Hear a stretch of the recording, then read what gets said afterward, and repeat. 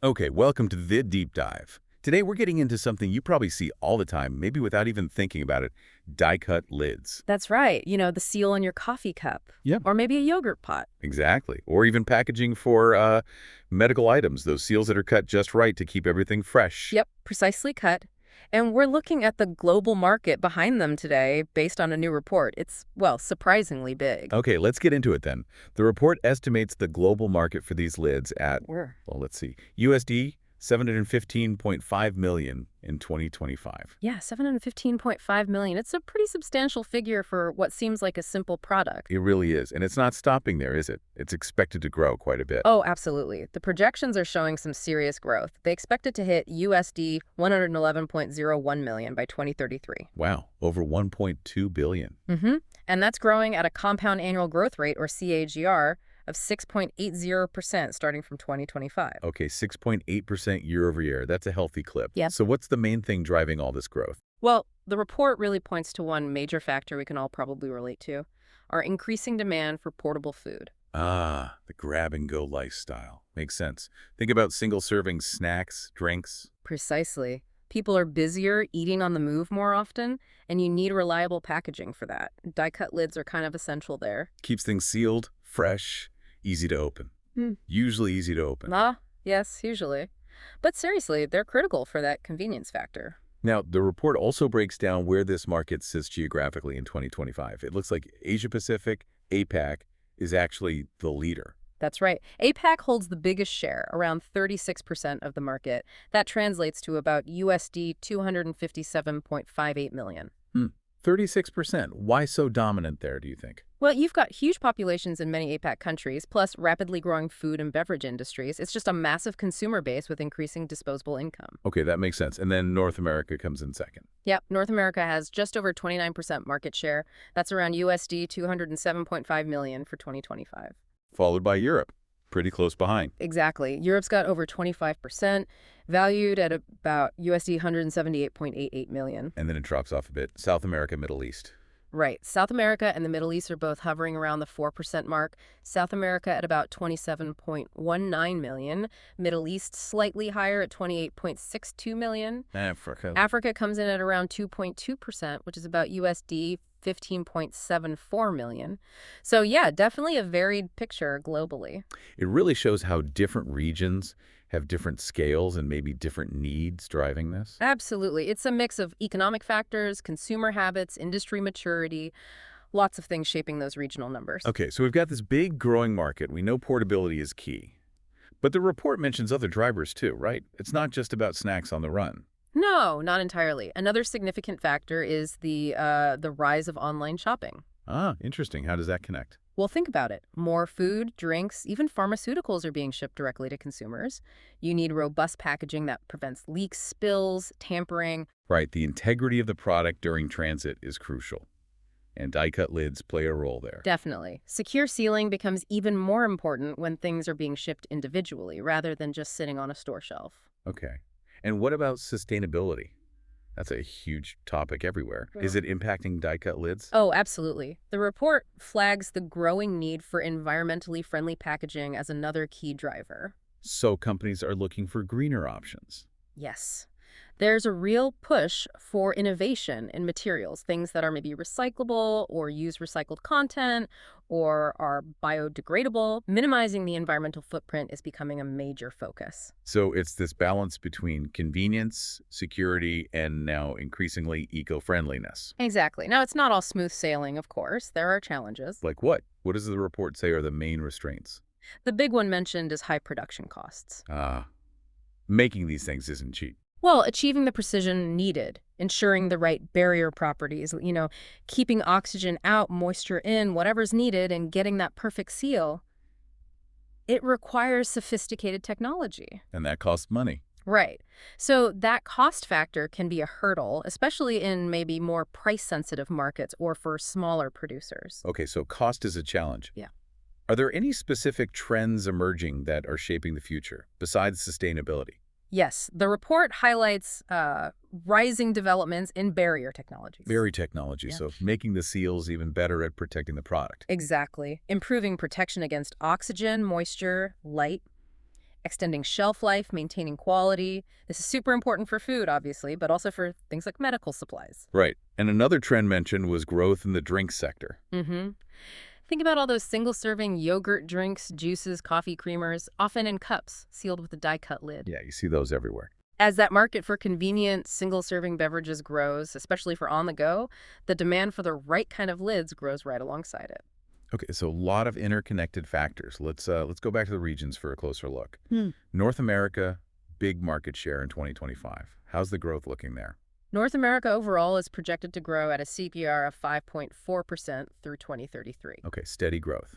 And within North America, the US, Canada, Mexico, any differences? There are some nuances. The U.S., which was the largest piece at almost 164 million USD in 2025, is really driven by that convenience and portable food demand we talked about.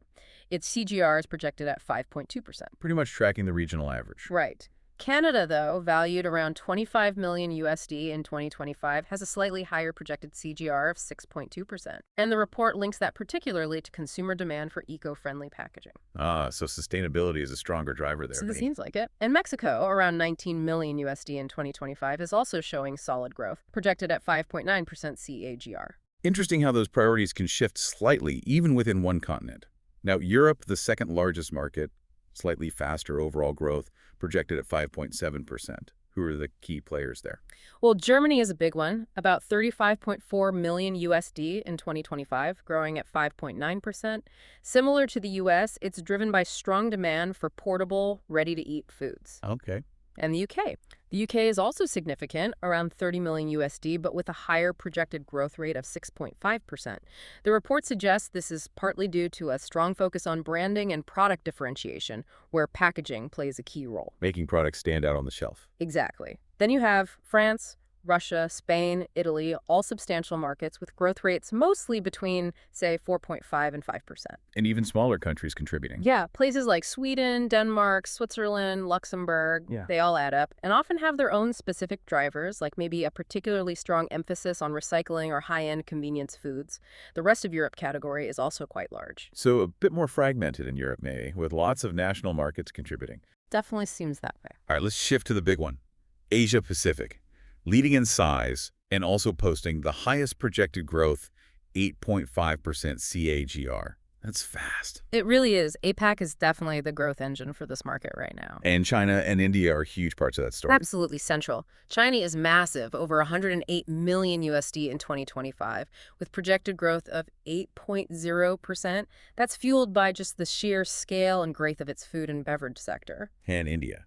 Smaller start, but incredible growth rate. Yeah, India is fascinating. Around 26 million USD in 2025, but projected to grow at 10.4% CAGR. That's the highest national rate mentioned. 10.4%. What's behind that specifically? The report points to developments happening within India, advancements in their own die-cutting equipment and materials manufacturing. So it's not just demand, but also supply-side capability growing rapidly. That's a really key insight, sort of building the industry from within. Exactly. And then you also have strong markets and growth in Japan, South Korea, Australia, Singapore, Taiwan, and Southeast Asia as a whole is projected at 9.3% growth. It's just a very dynamic region for this sector.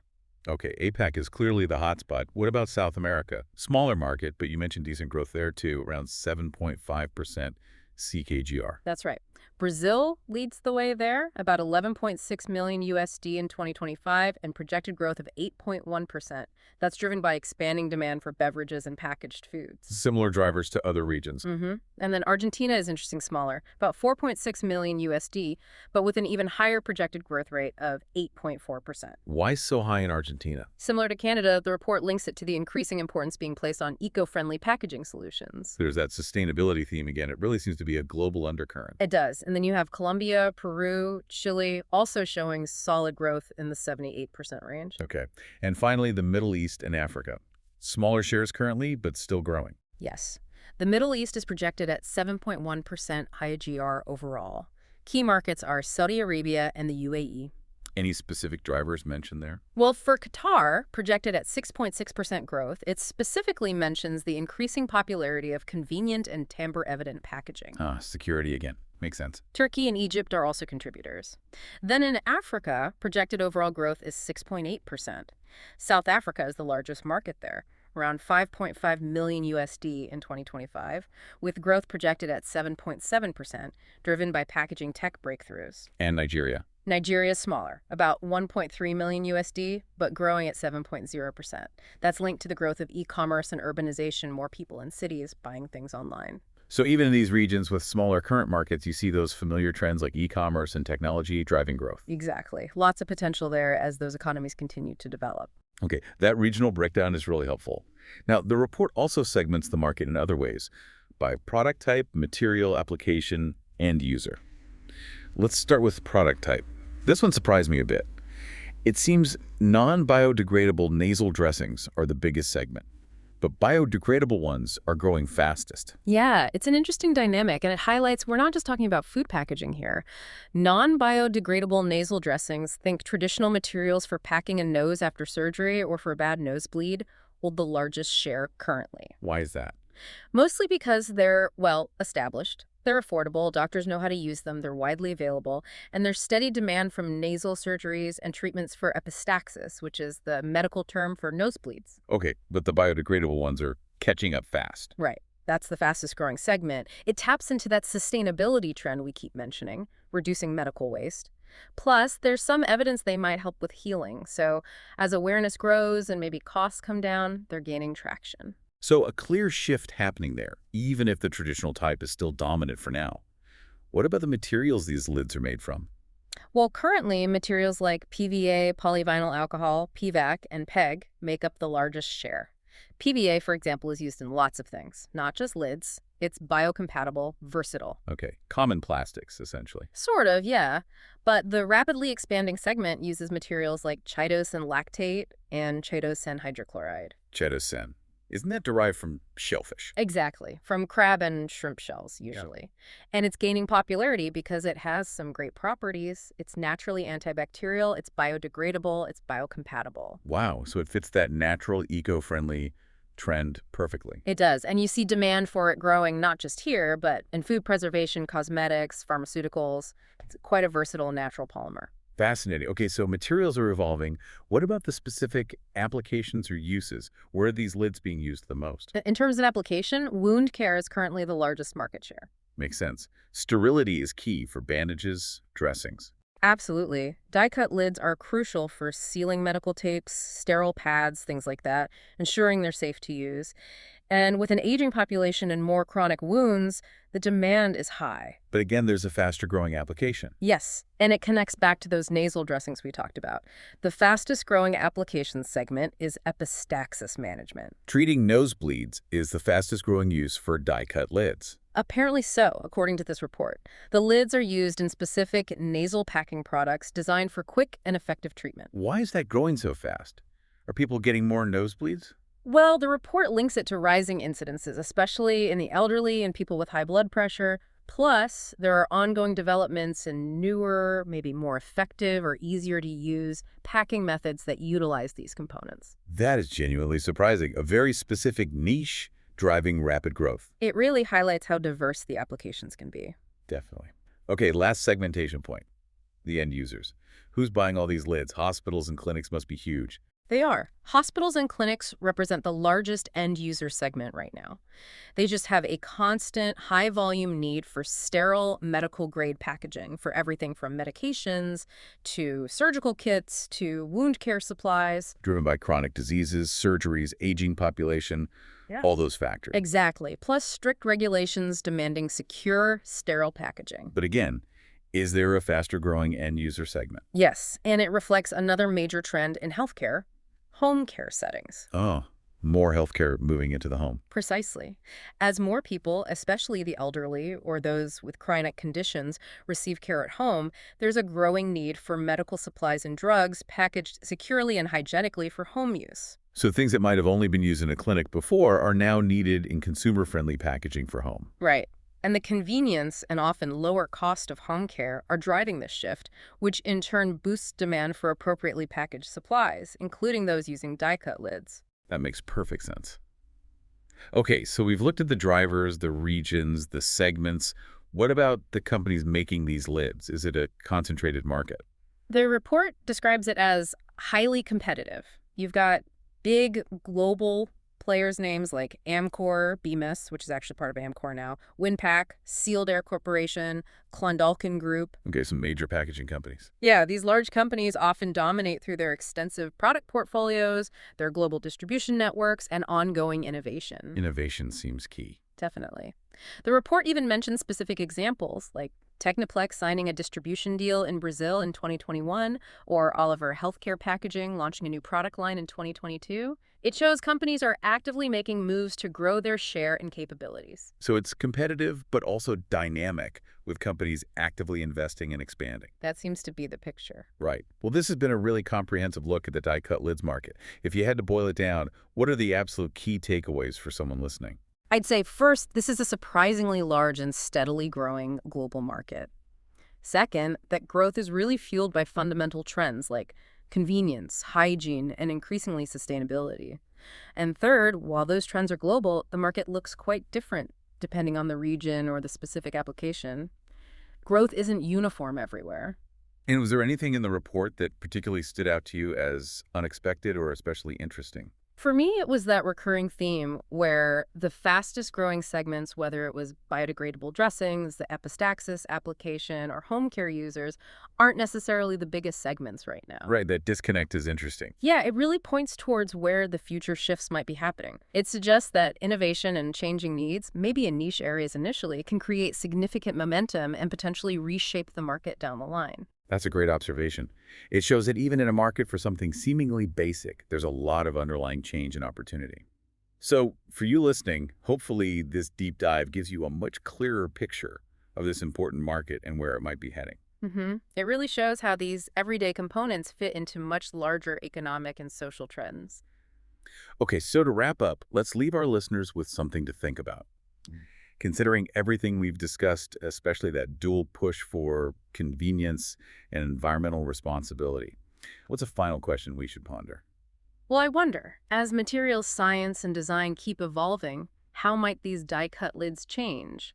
Could we see innovations that dramatically improve both convenience and sustainability? Right. And maybe more intriguingly, could these advancements open up totally new, unexpected uses for these precisely engineered seals that we haven't even thought of yet? What other problems could a better lid solve? That's a fantastic question to think about. Thanks so much for walking us through all this today. My pleasure. It was really interesting to delve into.